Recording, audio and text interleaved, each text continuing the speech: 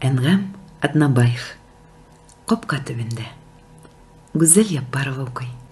Авыл өстен тынлык каплагач, карт кырулар ятып йоклагач, йөрүчеләр беткәч күз атып, егет килде кызын озатып. Туктадылар капка төбенә. Кыз ашыккан булды өенә. Егет аны кыстап туктатты, җылы сүзләр әйтеп юатты. Тотып алды аның биленнән. Кайнар сүзләр, кайнар иреннәр. Абау мөхәббәтсез кит аннан, дигән булды кызый. Тик һаман егетенә ныграк сыйынды. Ай нурына дөнья кыенды. Сүзләр бетми йөрәк түрендә. Алар һаман капка төбендә. Кызы тагын китте үзгәреп, хәтерләде әнкәй сүзләрен.